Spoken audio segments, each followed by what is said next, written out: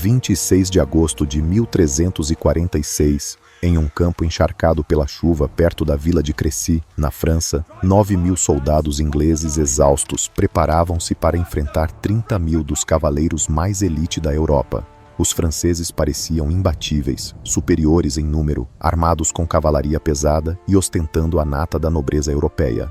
A confiança deles era tão absoluta que os lordes de alta nobreza discutiam sobre quem teria a glória de matar o rei inglês. 4 horas depois, o campo de batalha contava uma história diferente. 1.500 nobres franceses jaziam mortos, príncipes, duques e reis entre eles. Os ingleses perderam apenas 40 homens, não 440. Em uma tarde, 5 séculos de domínio blindado colapsaram, desfeitos por plebeus, empunhando madeira e corda. O rei cego da Boêmia cavalgou direto para a tempestade da morte, recusando-se a ficar de fora do massacre. Cavaleiros franceses esmagaram seus próprios homens em pânico enquanto fugiam. Os besteiros genoveses, contratados para apoiá-los, foram massacrados pelos próprios nobres que os comandavam. Por semanas depois, os corvos ficaram tão inchados de tanto banquetear-se com a carne nobre que mal conseguiam levantar voo do chão. Esta foi a Batalha de Crécy, o dia em que a guerra medieval morreu na lama. O momento em que a ideia de nobreza, através do combate, foi estilhaçada pelas mãos de arqueiros camponeses, e a Guerra dos 100 Anos começou verdadeiramente com a derrota mais humilhante da França. Ao final deste vídeo, você verá como uma arma que valia 10 selins destruiu armaduras que custavam 1.000 libras. Por que os cavaleiros franceses se voltaram contra seus próprios mercenários no meio da batalha, e como a investida condenada de um rei cego se tornou uma das mortes mais tragicamente nobres da história militar? Vamos preparar o cenário.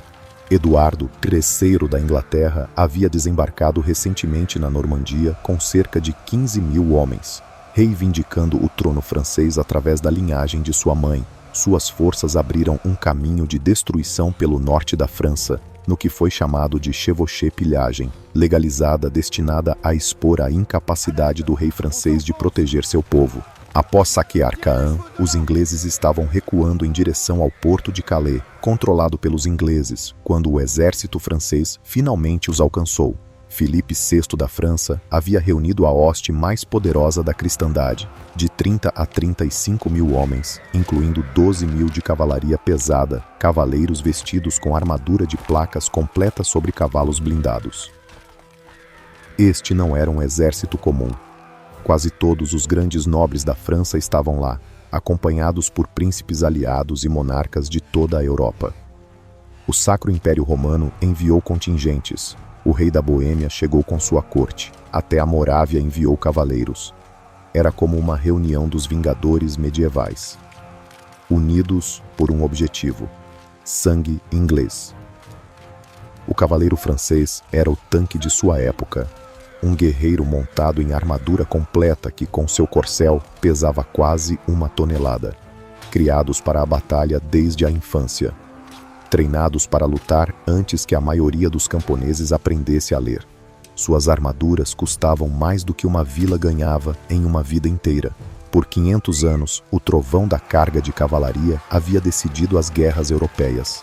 A infantaria existia para ser esmagada sob os cascos. Arqueiros eram incômodos. Homens de verdade, homens nobres, lutavam espada contra espada a cavalo. Eduardo III sabia que suas chances eram nulas, em desvantagem de 3 para 1, exausto por semanas de ataques e com poucos suprimentos. No entanto, ele possuía uma vantagem.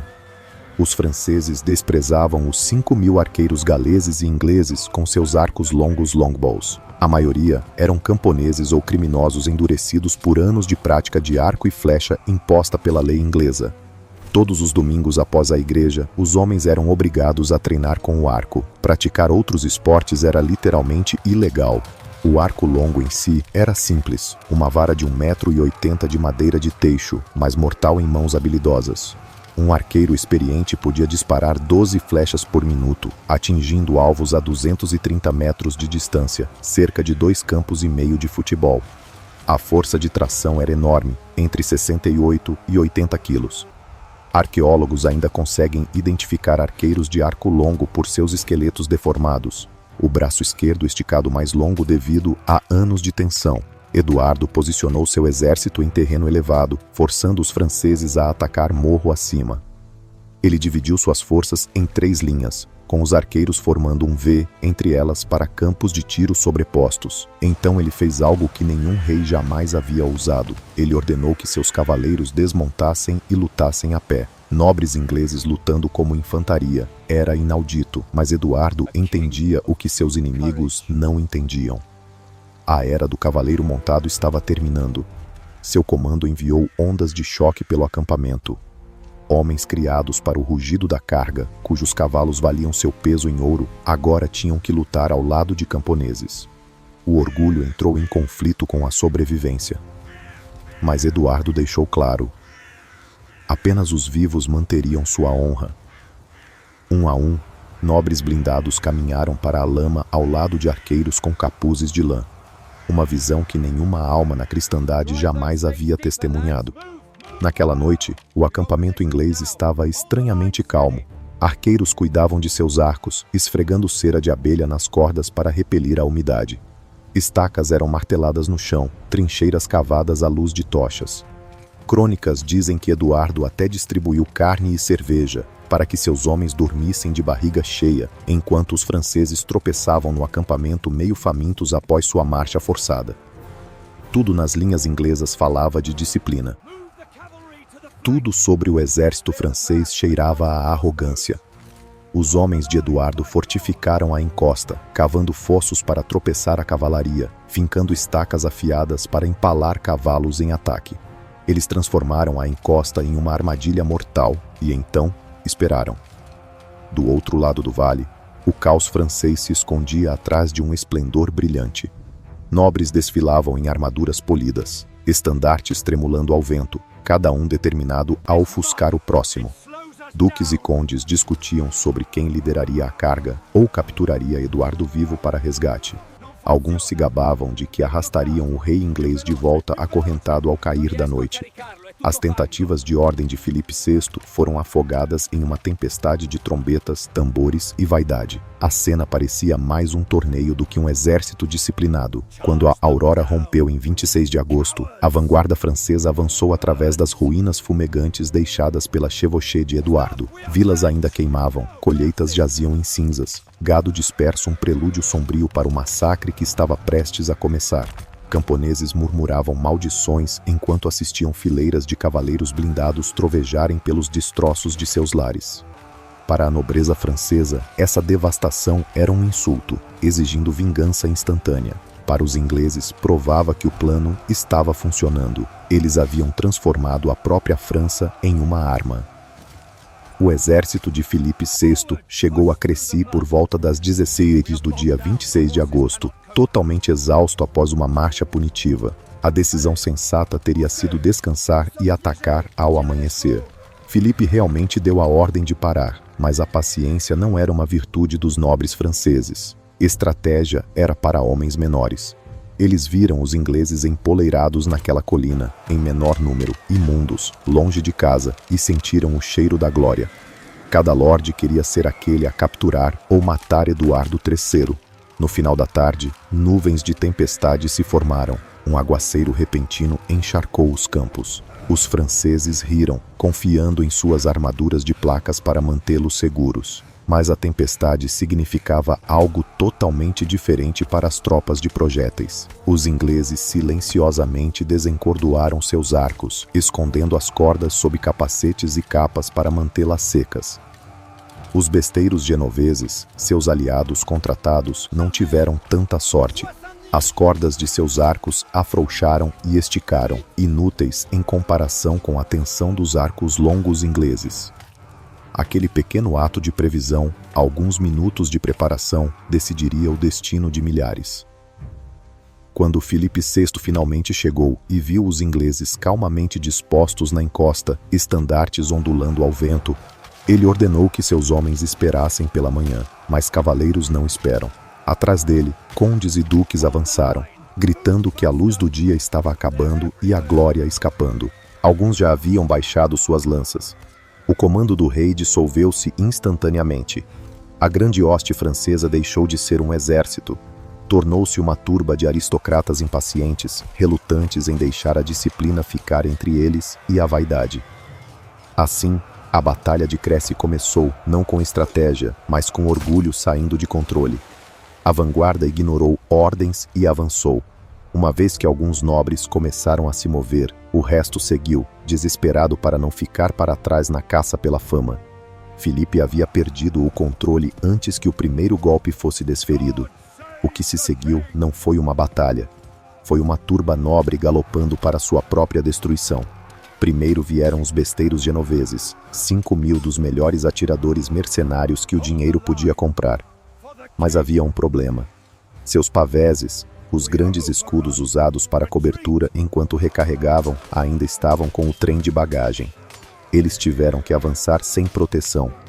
A chuva recente também os havia arruinado. Enquanto os arqueiros ingleses mantiveram suas cordas secas, as cordas dos genoveses cederam e enfraqueceram, cortando seu alcance quase pela metade. Eles marcharam para cerca de 140 metros e dispararam sua primeira saraivada. A maioria dos virotes caiu curta. Então veio a resposta inglesa. 5.000 arcos longos cantaram juntos, um som descrito por testemunhas como trovão. O céu escureceu sob a tempestade de flechas. Cada arqueiro disparava 12 por minuto, 60.000 hastes chovendo a cada 60 segundos. Os genoveses não tinham escudos, nem cobertura, e suas bestas levavam meio minuto para recarregar contra os 5 segundos dos arcos longos. Eles estavam sendo apagados da existência. O pânico os quebrou e eles fugiram de volta para suas próprias linhas.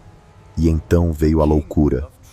O conde de Alençon, vendo a retirada, berrou: "Cortem essa gentalha bloqueando nosso caminho." Cavaleiros franceses esporearam para a frente, ceifando seus próprios mercenários. Eles literalmente massacraram os genoveses por não morrerem rápido o suficiente. Presos entre flechas inglesas e lâminas francesas, os mercenários foram aniquilados. Os poucos que escaparam amaldiçoaram seus empregadores e abandonaram o campo. Agora, o ataque principal começava. 12.000 cavaleiros montados atacando morro acima, através da lama e sobre cadáveres, em uma chuva de flechas inglesas. Foi aqui que o verdadeiro terror do arco longo se mostrou. A longo alcance, as flechas muitas vezes falhavam em perfurar a melhor placa, mas não precisavam. Elas encontravam os olhos, bocas, juntas e pernas dos cavalos, os lugares macios que nenhuma armadura cobria. Um cavalo pesando 700 quilos, atingido por múltiplas flechas, não continuava atacando. Ele gritava, empinava e colapsava, tornando-se uma parede de carne que parava aqueles atrás. Cavaleiros colidiam com os caídos. A carga perdeu todo o ímpeto. A distâncias mais curtas, abaixo de 100 metros, as flechas de ponta Bodkin perfurantes do arco longo podiam perfurar cota de malha e até placas em pontos fracos, através de visores nos rostos, através de juntas nas axilas, através de malha nas coxas. Mesmo quando não penetravam, o impacto era brutal, como ser atingido por um martelo. Golpes repetidos chacoalhavam os homens dentro de suas armaduras, como dados dentro de um copo. Os franceses atacaram repetidamente, ondas sobre ondas escalando sobre seus próprios mortos. Os arqueiros ingleses haviam pré-plantado flechas no chão para fácil acesso, mantendo uma tempestade incessante de fogo. Cronistas disseram que as flechas caíam como neve, tão densas que os cavaleiros mal podiam ver através delas. Mas não eram apenas as flechas que matavam. O próprio terreno, moldado pelos homens de Eduardo, tornou-se o carrasco. Cavalos quebravam pernas em fossos escondidos. Cavaleiros caíam sobre estacas afiadas. A terra encharcada virou lama sugadora. Cavaleiros que caíam não conseguiam se levantar sob 30 quilos de aço. Tornavam-se alvos imóveis. E aqui está a imagem que define o horror. Quando os arqueiros ingleses ficavam sem flechas, eles corriam para o campo, puxavam as hastes dos cadáveres e dos franceses feridos e as disparavam de volta. Os franceses estavam morrendo por sua própria dor reciclada. Então entrou o rei cego João da Boêmia, um homem determinado a morrer com honra. Cego por quase uma década, ele se recusou a deixar o campo. Quando lhe disseram que a batalha estava perdida, ele teria dito: "O rei da Boêmia não foge da batalha." Ele ordenou que seus cavaleiros amarrassem as rédeas de seus cavalos às dele, para que pudessem guiá-lo adiante. Ele queria desferir pelo menos um golpe antes da morte. O rei cego de 50 anos atacou direto nas linhas inglesas, golpeando contra sons e sombras. Ele e todos os seus cavaleiros amarrados foram cortados instantaneamente. Quando seu corpo foi encontrado, ele ainda estava amarrado aos seus companheiros caídos, espada na mão, olhos abertos. Ele havia realizado seu desejo, ele havia golpeado antes de morrer. O filho de Eduardo III, o príncipe negro, ficou tão comovido com sua coragem que adotou o emblema pessoal de João, 3 penas de avestruz, e o lema Ich dien, que significa Eu sirvo. Este permanece o símbolo do príncipe de Gales até hoje. Ao cair da noite, os franceses haviam atacado 16 vezes separadas. 16 ondas suicidas de sangue nobre jogadas no moedor. Cada carga era menos disciplinada que a anterior. Nobres desesperados lutavam entre si pela frente por uma última chance de glória, apenas para afundar e morrer na mesma lama que todos os outros. O próprio Filipe VI liderou a desesperada carga final. Seu cavalo foi abatido sob ele e uma flecha rasgou sua mandíbula. Seus guardas tiveram que arrastá-lo do campo de batalha enquanto ele lutava para voltar à luta. O sagrado Oriflamme, o estandarte de batalha da França que se acreditava prometer vitória, foi deixado abandonado na lama. Ao cair da noite, os ingleses mal acreditavam no que havia acontecido. Eles mantiveram sua posição até a manhã, matando qualquer francês ferido que tentasse rastejar para longe. Seu suprimento de flechas havia se esgotado há muito tempo, forçando-os a terminar o trabalho com facas, marretas e estacas de madeira. Arqueiros camponeses ingleses estavam literalmente espancando nobres franceses até a morte com paus. Quando a aurora rompeu em 27 de agosto, a escala do massacre tornou-se inegável. A nata da aristocracia francesa jazia sem vida na lama. O conde de Flandres, o conde de Blois, o duque de Lorena, o conde de Alençon, o conde de Sancerre, a lista parecia interminável. Mais de 1.500 nobres estavam mortos. 11 príncipes, milhares de cavaleiros menores. Os mercenários genoveses que não haviam fugido também foram massacrados, muitos pelos próprios homens que os haviam contratado. As perdas inglesas totalizaram cerca de 40 mortos, com apenas 2 cavaleiros entre eles. Um cavaleiro inglês para cada 750 nobres franceses. O desequilíbrio era tão absurdo que os cronistas da época se recusavam a acreditar, chamando-o de um ato da vontade divina. Mas a verdade era muito mais simples. Em uma tarde, o arco longo havia tornado a cavalaria pesada obsoleta. No entanto, a verdadeira devastação não estava nos números, mas em quem havia morrido. A guerra medieval sempre se baseou na captura de nobres para resgate, um tipo de contrato tácito de cavalheirismo. Matar os ricos era um mau negócio. Mas em Crécy, os arqueiros ingleses, homens comuns sem senso de honra cavalheiresca, simplesmente mataram a todos. Eles mandaram flechas através dos rostos de duques e condes, sem se importar com quem eram. O choque psicológico para a nobreza da Europa foi catastrófico. Por séculos, ser um cavaleiro significava superioridade, um direito divino de dominar o campo de batalha. Crécy estilhaçou essa ilusão. Provou que um camponês galês com um arco podia acabar com a vida de um lorde tão facilmente quanto outro cavaleiro poderia. O domínio militar não vinha mais do sangue, mas da disciplina, inovação e tática. O rescaldo foi grotesco. Tantos nobres pereceram que não havia pares suficientes para enterrá-los com honra. Corpos apodreceram por dias no calor. Corvos e lobos banqueteavam-se com carne principesca. Camponeses saqueavam os mortos, roubando armaduras e joias que os tornariam ricos da noite para o dia. Armaduras, uma vez destinadas a proteger, foram derretidas e vendidas por lucro. O exausto exército inglês marchou em direção a Calais, deixando para trás um campo tão coberto de cadáveres nobres que os locais o renomearam de Campo do Pano de Ouro devido às vestes cintilantes que cobriam os mortos. Por anos depois, fazendeiros arando o solo desenterravam ossos e armaduras enferrujadas. Relíquias sombrias do dia em que a cavalaria morreu. A França foi deixada no caos.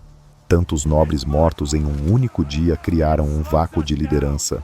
Províncias inteiras perderam seus lordes. A administração colapsou. O exército teve que ser reconstruído do zero. Besteiros foram recrutados. Corpos de arqueiros nativos foram formados e, humilhantemente, as táticas de infantaria inglesas foram copiadas. Crécy também transformou a própria natureza da guerra. O domínio do arco e flecha significava que o combate agora se desenrolava à distância. A era das galantes cargas de cavalaria estava acabada.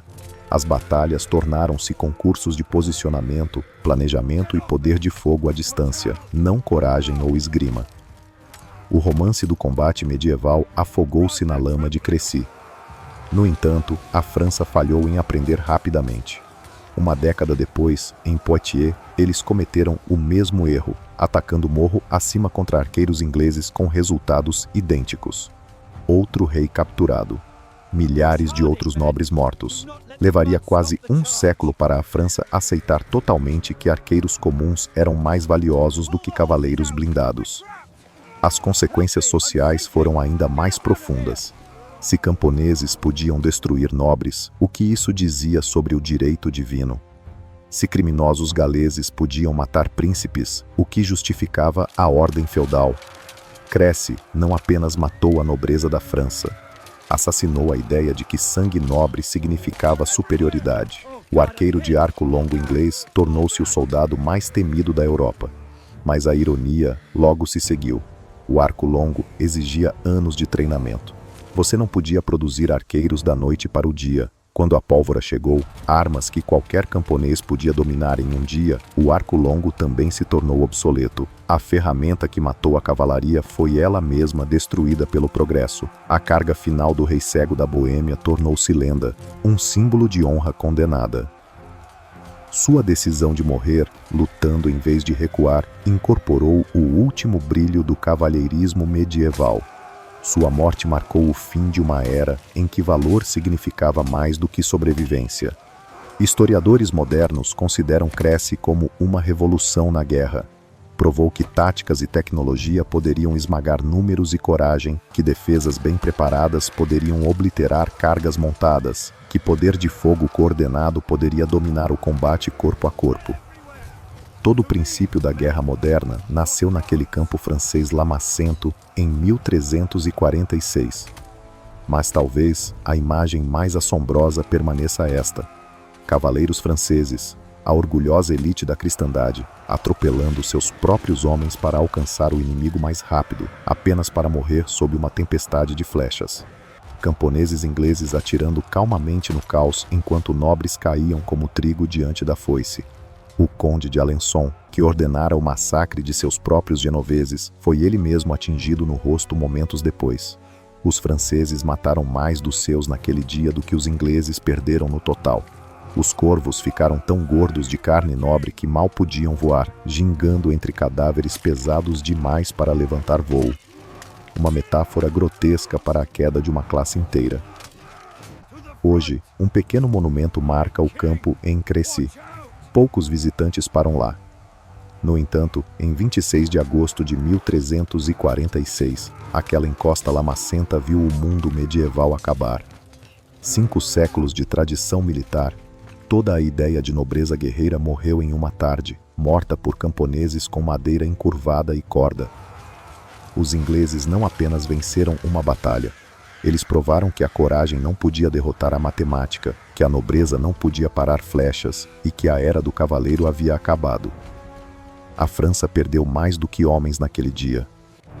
Eles perderam sua crença na ordem natural do mundo.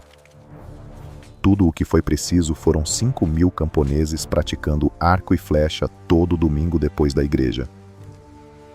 Se você é fascinado pelos confrontos mais sangrentos e brutais da história, curta, inscreva-se e comente abaixo. Diga-nos de onde você está assistindo.